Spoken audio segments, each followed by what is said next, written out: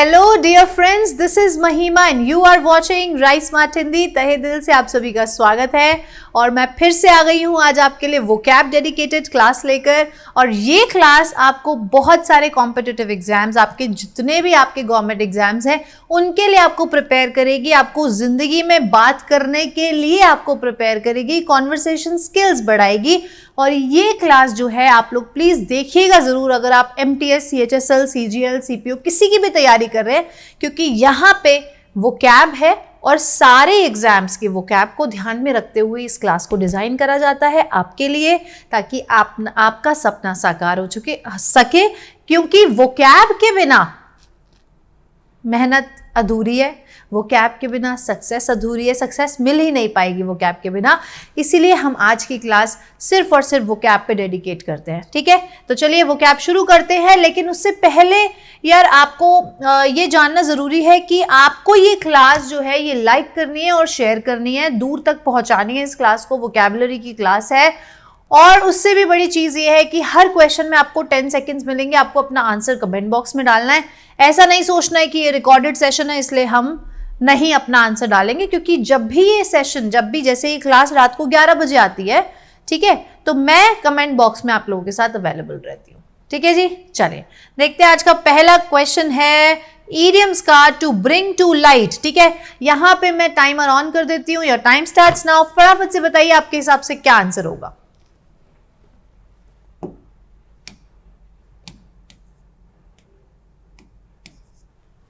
चलिए जी, time up हो गया है और आपका जो इसका आंसर है ना, अभी बता देते हैं हम आंसर, ठीक है। और इसका आंसर जो है वो है टू अपील, टू अपील, ठीक है जी। तो आंसर है आपका टू अपील, ठीक है, टू ब्रिंग टू लाइट, ठीक है। चलिए नेक्स्ट देखते हैं। नेक्स्ट इडियम आता है हमारा स्टेटस क्यू। स्टेटस क्यू आपको बताना है आपके हिसाब से क्या आंसर है। Your time starts now.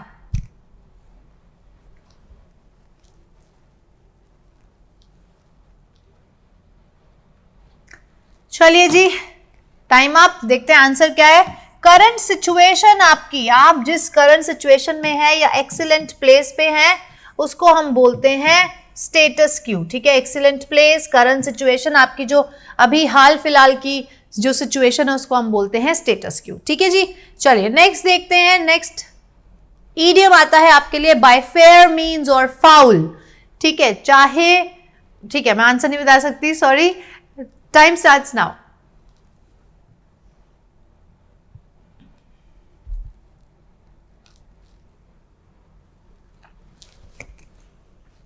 Okay जी, इसका मतलब होता है किसी भी तरीके से, by any means, by any means, by all means, ठीक है। चाहे वो ऑनेस्ट हो, चाहे वो डिसऑनेस्ट तरीका हो, ठीक है। चाहे वो सच्चाई के तरीके से हो, फेयर तरीके से हो या फाउल तरीके से हो, हमें वो चीज अचीव करनी है तो करनी है। In order to achieve something, in order to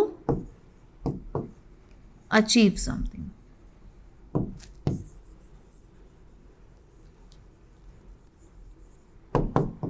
ठीक है जी। चलिए नेक्स्ट इडियम देखते हैं।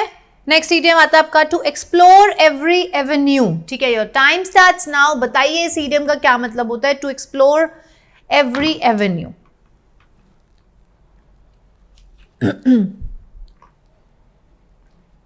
ओके जी, टाइम्स आप देखते हैं क्या मतलब है। टू फाइंड एडवेंचर्स, वो सारे तरीके से आपको एक प्रॉब्लम का आप सॉल्यूशन ढूंढने की कोशिश करते हैं और उन रास्तों पे आपको न्यू एडवेंचर्स से मुलाकात होती है, न्यू एडवेंचर्स को आप फेस करते हो, उसको हम बोलते हैं to find adventures, to explore every avenue, ठीक है जी।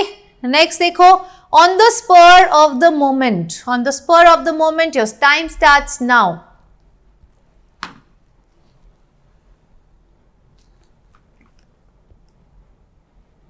Times up. इसका मतलब होता है यार घोड़े पे सवार रहना, इम्पल्सिवली एक्ट करना, बिना आगे की कुछ सोचे, रेकलेस तरीके से, डेलिब्रेटली नहीं लेकिन बहुत ही एकदम से इम्पल्सिव बिहेवियर करना, ठीक है। टू एक्ट इम्पल्सिवली, ठीक है, रूडली नहीं, डेलिब्रेटली नहीं, सेंसिबली बिल्कुल भी नहीं, एकदम से रिएक्ट कर देना, ठीक है जी। चलिए घोड़े पे सवार रहना। अब हमारे शुरू होते हैं यार वन वर्ड, ठीक है। जैसे कि आप लोगों ने बोला था कि मैम वन वर्ड्स और इडियम्स प्लीज करवा दिया करो, आपके लिए वन वर्ड्स और इडियम्स हाजिर हैं। इसके बाद हम एंटोनिम्स भी करेंगे, लेकिन वन वर्ड और इडियम तो करेंगे ही करेंगे, ठीक है जी।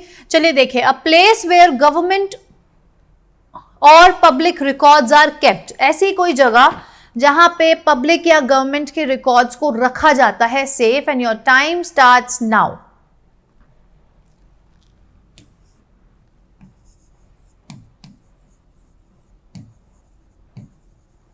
ओके जी, टाइम्स अप। देखो पहला जो वर्ड है ना वो है एटिक।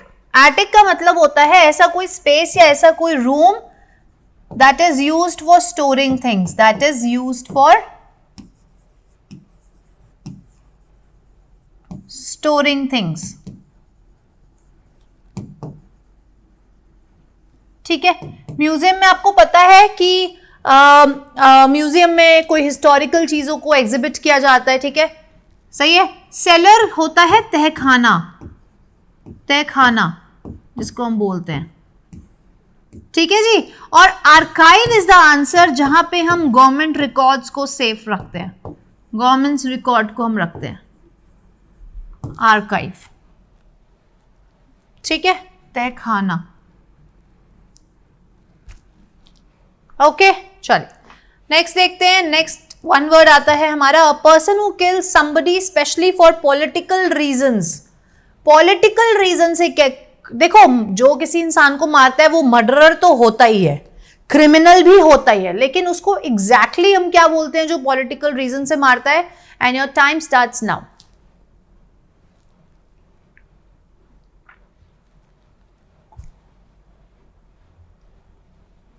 ओके जी, टाइम्स अप। देखो असैसिनेशन बोलते हैं ऐसे प्रोसेस को, किलिंग को असैसिनेशन बोलते हैं, और जो ऐसे लोगों को मारता है फॉर पॉलिटिकल रीजन उसको बोलते हैं असैसिन, ठीक है। मर्डरर हमें पता है किसी का मर्डर करने वाला, क्रिमिनल कोई क्राइम करने वाला। हैंगमैन होता है ऐसा इंसान जिसकी जॉब ही होती है वहां पे जेल में, जिसको मिलती है ना ऐसी कोई सजा मिलती है, क्या कहते हैं, डेथ की सजा मिलती है, तो उसको जो फाइनल जो बटन दबाता है या फिर जो फाइनल रोप खींच देता है, नीचे से प्लेटफॉर्म हटा देता है, उसको हम बोलते हैं हैंगमैन, जिसकी वो वाली जॉब होती है, ठीक है जी, तो उसको बोलते हैं हैंगमैन। नेक्स्ट देखते हैं, अच्छा इसका आंसर आपको पता चल गया है, राइट, असैसिन, ठीक है। चलो नेक्स्ट देखते हैं, eighth, a person who opposes another person. हाँ जी, person who opposes another person.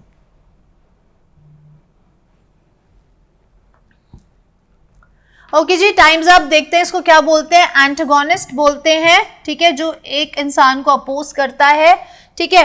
Soldier, fighter, ठीक है, फाइटर भी फाइटर होता है, सोल्जर भी फाइट करता है, देश के लिए लड़ता है, ठीक है। प्रॉफिट होता है, he is believe to be the messenger of God, prophet को हम बोलते हैं ना मैसेंजर ऑफ गॉड, ठीक है जी। नेक्स्ट देखते हैं, ninth, one word substitution, a person who can be cheated easily, जो बहुत ही इजीली हर चीज में बिलीव कर लेता है, बहुत इजीली सब चीजों में बिलीव कर लेता है, उसको हम क्या बोलते हैं, उसको हम बोलते हैं क्रेड्यूलस, क्रेड्यूलस, ठीक है जी, क्रेड्यूलस, सही है। चले नेक्स्ट देखते हैं। नेक्स्ट सेंटेंस आता है हमारा, अ स्वीट म्यूजिक। बताइए भाई, time starts now.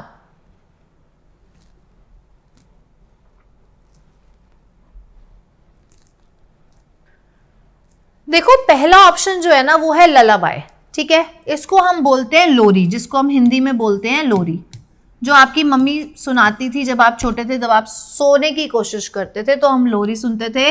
A song sung to make a child go to sleep, to make a child sleep, ठीक है।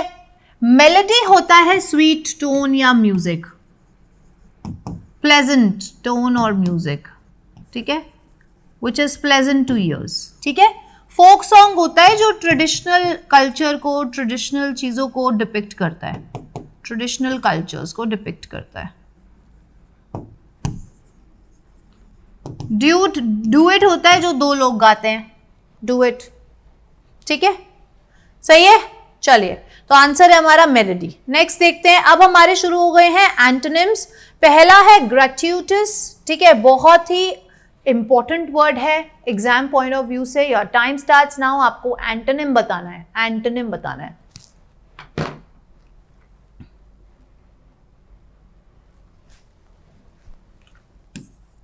देखो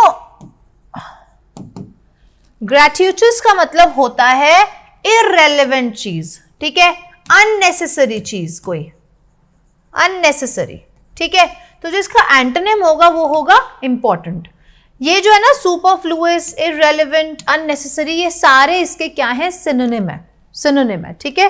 तो ऐसी कोई चीज जो कि रेलेवेंट है, सुपरफ्लुअस नहीं है, इंपॉर्टेंट है, ठीक है, उसको हम बोलेंगे इसका एंटोनिम ग्रेट्यूटस, ठीक है जी, एंटोनिम होगा इसका ये। नेक्स्ट देखो फ्लीटिंग। फ्लीटिंग का क्या मतलब होता है, जल्दी से एंटोनिम बताना है आपको फ्लीटिंग का। Your time starts now.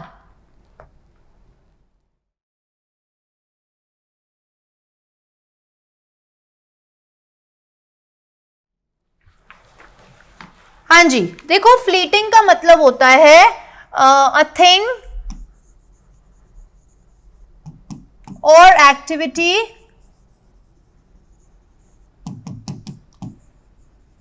lasting for a short period of time, बहुत कम पीरियड में खत्म हो जाती है, ठीक है।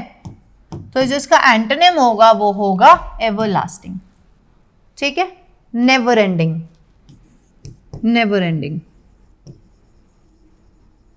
ठीक है, सही है, ओके जी। चलो नेक्स्ट देखते हैं 13th है इनर्ट।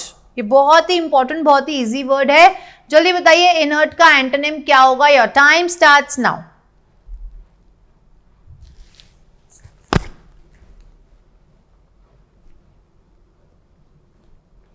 ओके जी, देखो इनर्ट का मतलब होता है इनएक्टिव, इनएक्टिव, ठीक है, मोशनलेस,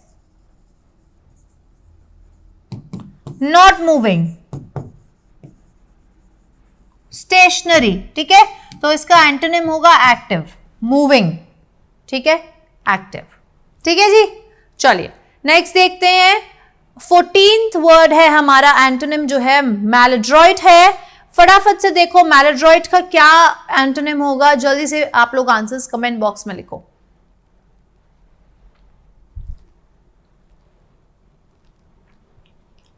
ओके जी, देखो पहले तो इसका मतलब समझ लेते हैं। मैलड्रॉइट का मतलब होता है क्लमजी, बहुत ही मतलब एक तरीके से रफल्ड तरीके से, ठीक है, क्लमजी, बहुत बिखरा हुआ, ठीक है। तो ये जो एड्रॉइट होता है इसका मतलब होता है स्किलफुल, स्किलफुल, ठीक है। मालेवलेंट का मतलब होता है intending to do harm to others,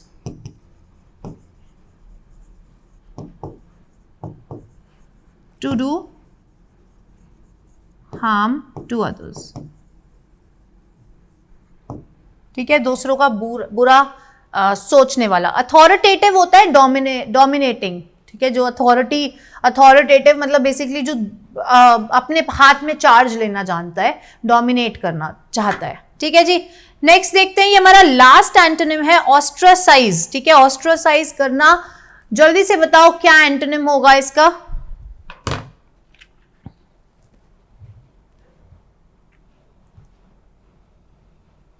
okay देखो इसका मतलब क्या होता है। इसका मतलब होता है किसी को एक्सक्लूड कर देना, एक्सक्लूजन फ्रॉम अ